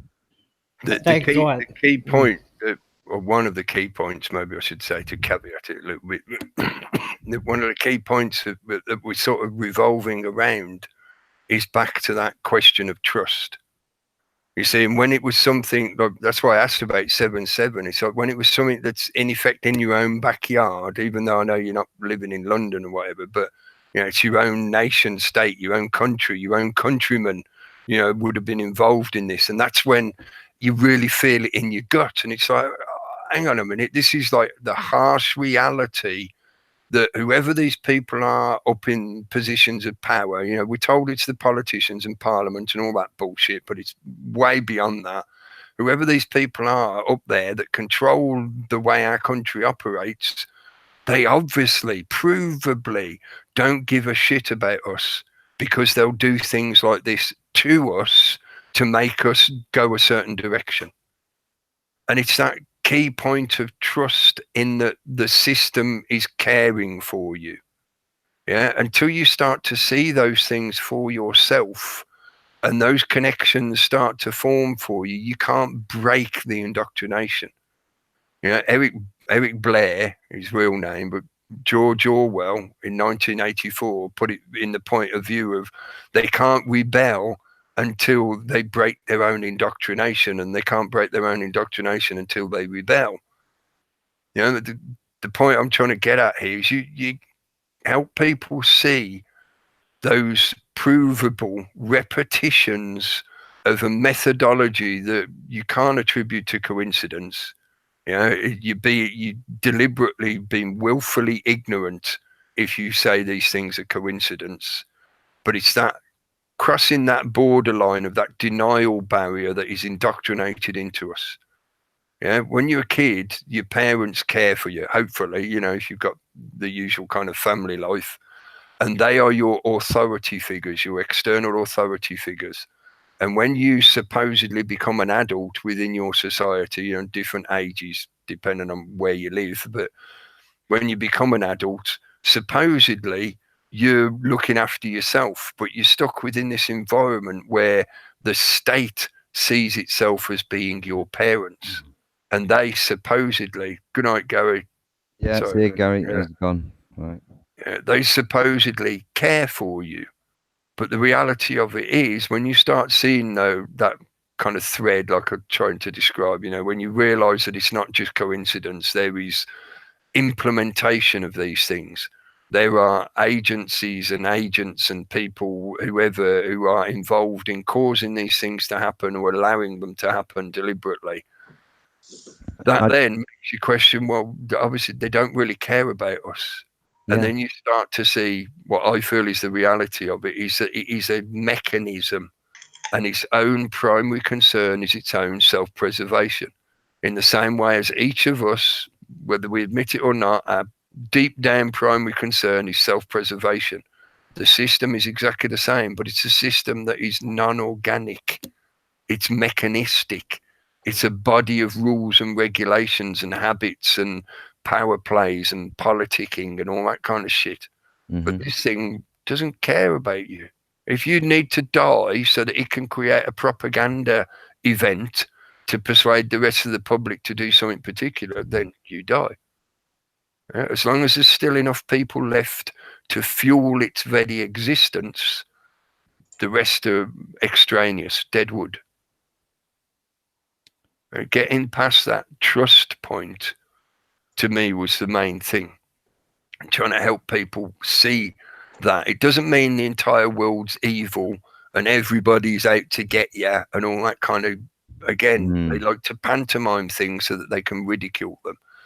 But it does mean seeing that reality for what it is. These things that call themselves governments are not really there for the benefit of the general populace. They're not. The general populace is the energy, the fuel that allows their machine to turn, and they just pull profit out of the top of that machine. It makes power for them, but it consumes the energy of the people that fuel it. And then cover up everything else. Yeah. Getting past that trust. I know, Jason, you said earlier you try not to be cynical, which is good, mate. Yeah, it's better to be optimistic, isn't it, rather than cynical. But what do you think about what I was just rambling about there, in the sense that, you know, this system is not really there to care for us? I know it's nice to think that. It's nice to think that, you know, if we get the right person in power, we get the right prime minister, whatever, everything will be lovely. But the system itself only really cares about its own existence. Well, I wanted to go back to a point you made earlier on. I wanted to make a point. You were saying that we were being divided, and we're also, and anybody who's got a brain, you can see that that's what's happening. We're being divided. You've got you wear glasses, I wear glasses. Someone who don't wear glasses, you know, it's everything. It's completely everything. And now it's got to a point where we're being divided on a level where we don't even know we're being divided. Like you were saying, about cul-de-sacking. When you're on Facebook, if you post something on Facebook, you can guarantee that anybody who sees that post on Facebook, it's not going to be the first time that they've heard that sort of information. So it's not going to any fresh minds. You're not able to pollute any fresh minds with truth, you know, because that's what it is. You're polluting it. You're taking them away from this weird world where boys can have periods and you can be whatever you want. You can do whatever you want. Transgender won Mrs. Universe. Yeah. See, even I'd do that. Yeah. Transgender winning Miss Universe. I mean, it's just completely and utterly ridiculous. But for you, that's unpolluted. You're still indoctrinated. You're still in the system. When someone pollutes you with truth, and you start asking questions and you start looking for things, but you that's another mind that's not. Once it's opened up, it can't be closed. Mm-hmm. I know I said that about my ex-partner, and she would just go about a day, but she still knew. If somebody said to mention 9/11 to her, she would still say it was an inside job. Yeah. But, so again, these are things that we're not doing because we've got fear in our lives. Fear is the one thing that runs this system, that allows it. Whether it's a letter from that's been sent from a computer, for God's sake, nobody's ever written it. It's just words that someone's put together as a template and decided that's what they're going to send all the people that are in your particular circumstance. Just tear it up and chuck it away. What you're scared of a piece of paper for? But that's the fear. The fear's there, and a lot of it is. What the thing is with fear is, once you're in a state of fear, you externalize your power. And once you've externalized your power, you can be controlled, because somebody will say, yeah, I'll look after you, but you need to do this. You need to get vaccinated. Or, well, look after you. We'll give you a nurse's job. You'll have a great, but you're going to have to be vaccinated. And it's offsetting, the people in the minds, people, they lay awake at night trying to justify the things that they've done during the day because they don't agree with what they've been doing. Mm. So what they do is they reframe things that they do into a way that allows them to get to sleep. But it might take a bit of brain power. But it's fear. Everything is fear. Fear you can't pay your bills. Fear that someone's going to come round. Fear that you're going to go drive through a speed trap. It's all fear. Everything's all about fear. Once you lose that fear, and you just it's not easy. I'm not saying it's easy. And believe me, once you do lose it, it does come back again. It comes back and it comes back and it comes back, and you have to learn and relearn to lose the fear every single time, because it will come back. It's not a one thing. Oh, I've lost my fear and that's it. I've got no fear at all. I'm never going to be. It's going to come back, because that's the environment that we're living in. It's a fear-based reality. It's deep-rooted, isn't it? Right from birth. So Yeah. when it's in you from a child and through the system, you go through authority, through this, through that, and the signals that they give you, the uniforms that they wear and the high colors, the high vis, or the things that stand out, to create that sort of deep thing within you that creates the fear, or the letter that has the red writing on it, or it says urgent final reminder, and whatever it is, just to keep you in that state. And then you switch on the news, and that keeps you even more in that state, and yeah. The other thing I wanted to say is, it's a bit like the question about ego and the question about violence and non-violence. Fear is not unnatural, but your abdication to fear, like you say, when people are in fear, they tend to externalize their authority. They look to somebody else to help them or save them. But fear is not your enemy. I can't remember, was it Truman or the other one who said, the only thing we need to fear is fear itself, which is a bit of a circular argument. But my point being, fear is not your enemy.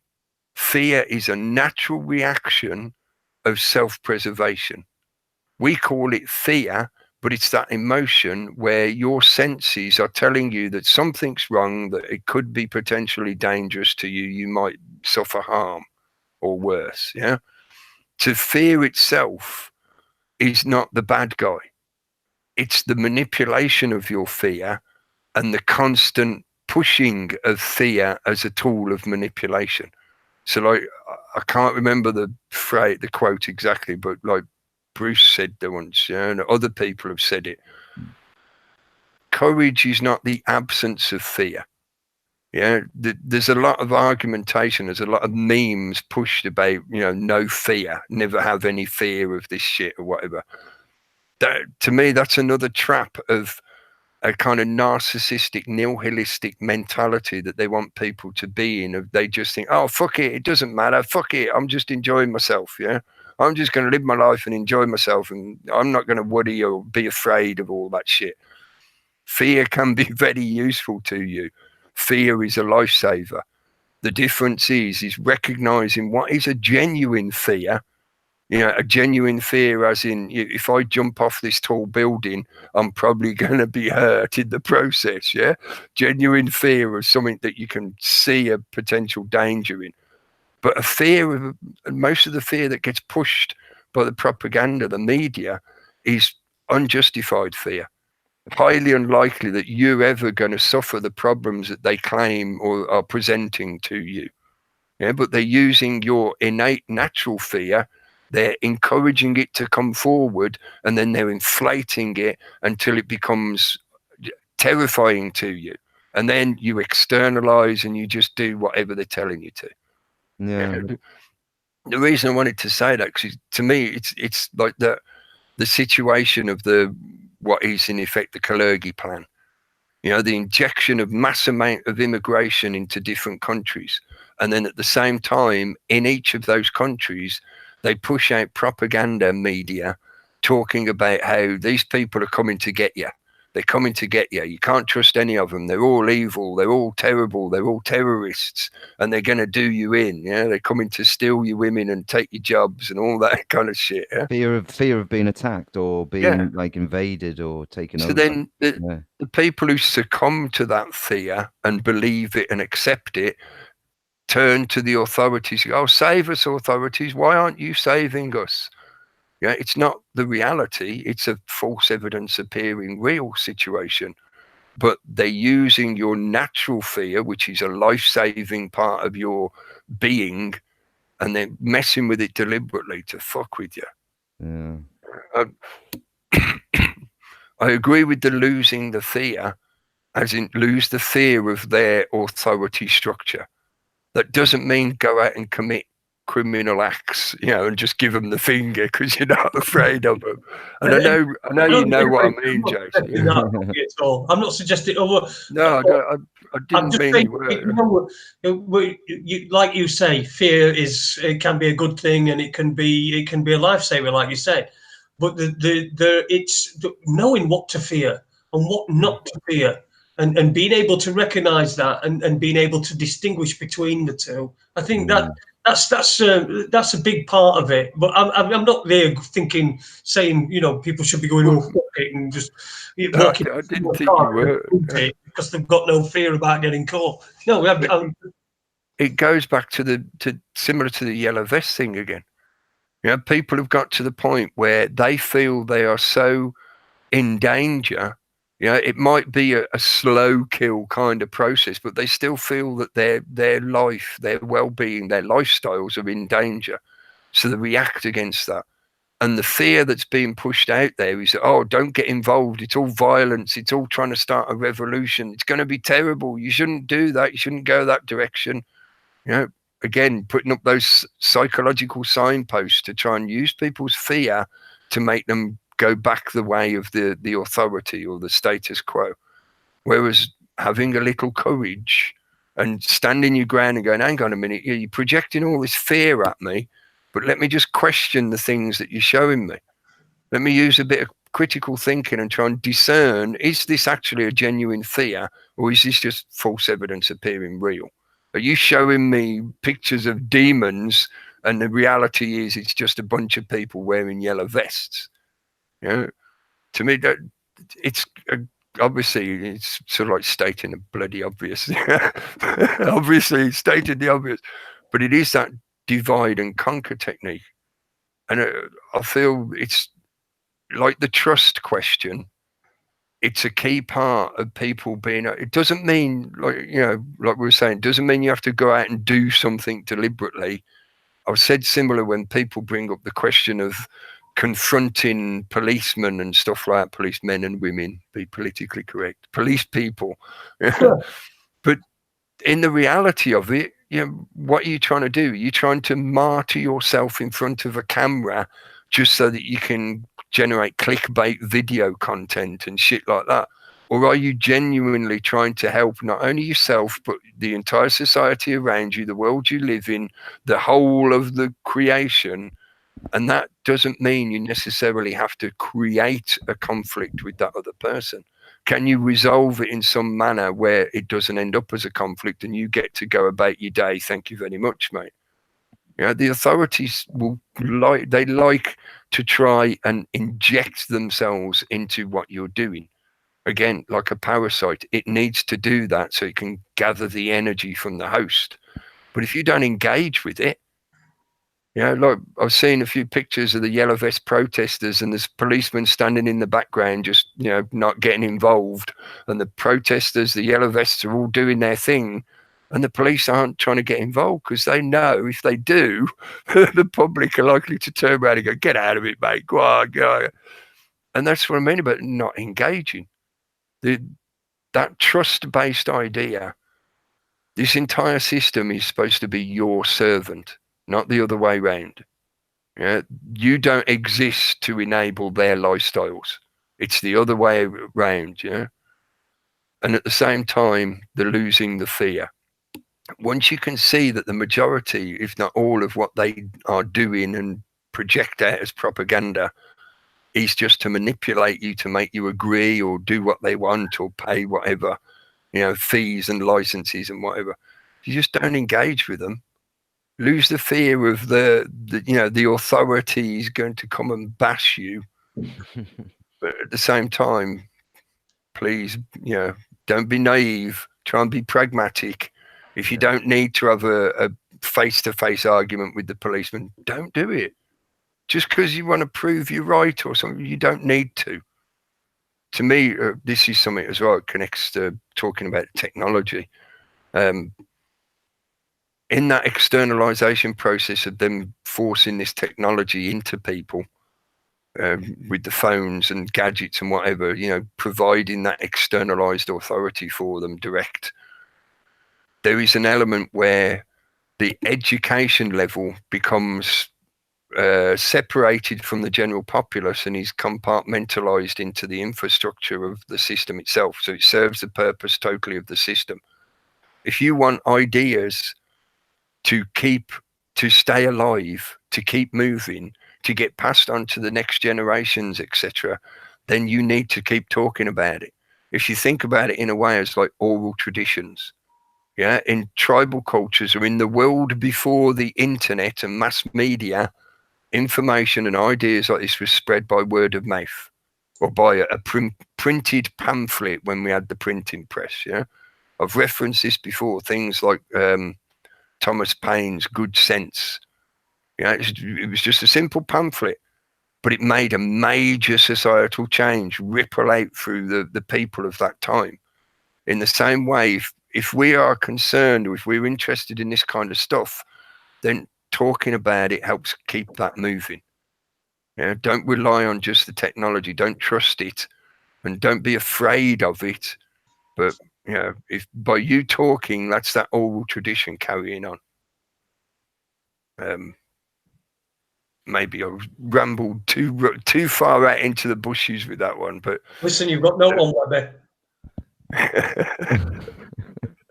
I haven't mentioned what is it, the bills of exchange. I don't mention stuff like that very often, but yeah, that's part of it anyway. Well, I think if I've rambled enough, it's coming up 11. Yeah, because I'll have to do one in a bit. 9 till 11, and we sort of mentioned 9/11, and we did mention a little bit that question of violence versus non-violence. You know, I don't think any of us, now we had the chance to chat, mate. That's why I don't like interacting heavily with the chat room, because it gets quite disjointed. And often, you know, you only get to see one comment and you haven't seen all the other comments that somebody's written. So it's sort of out of context. Well, somebody sent me a link last week, but I didn't to come on, but I didn't see it until afterwards. So I would have come on and look, we all have different ideas. That's what it's all about, isn't it? It's all about sharing ideas, and nobody has to be right, nobody has to be wrong. There's no room for ego in this fight. Absolutely, The yeah. system will try and feed people's egos. Yeah, and then you end up with situations where they believe their own bullshit to such a degree that they spin off into a pocket dimension, and they end up dragging people's energy away from all those relevant things that they were originally concerned about. Yeah, I've experienced myself this weekend, mate. Experienced myself. I listened to your little video you put up on Sunday, and I thought that's quite interesting. Yeah, that makes a lot of sense and connects some dots. That is, I mean, we could have a long conversation about that, but let's put it this way: it's a methodology that has been repeated many times by certain groupings. So if they're coming at you with that kind of shit, that even more so makes me sit back and go, "You're not genuine. You ain't fucking genuine if you're doing that kind of shit to someone. No, you're agendized. You are politicized. The only people who resort to that, like I said right near the beginning, if you have to resort to violence to prove your point, your argument is invalid. It's as simple as that. Yeah, and of course, yeah. verbal violence is the same thing. Yeah, they're trying to bully you into accepting something. Mm. Yeah. That's a whole nother show. Yeah. Well, hopefully you get back onto that topic again at some point. You always have regular, good guests on and stuff, so I'm sure it will probably come up again soon. Yeah, for those people listening who don't know, check out the Raconteur News, please. Go and subscribe to it. They do regular shows on Monday and Tuesday, usually. Might occasionally be some extra bits and stuff, but mainly Monday and Tuesday nights. Always have somebody interesting on to talk to, or like ourselves, they have a conversation between themselves, and there's always interesting stuff. So please check it out. And that word of mouth is more relevant now than it has been however many decades since we've had this internet technology, I think. Thanks, folks. Thanks for giving us your attention for a couple of hours. We'll be back on Wednesday night on the reality chat. Raconteur News guys will be on tomorrow night. And Steve Tagoose should be on Saturday night. Check his channel out as well. And we'll see you soon. Thanks again, folks. Thanks, Jason, for joining us. Cheers, Cookie. Good night, y'all. I'm going to click the button.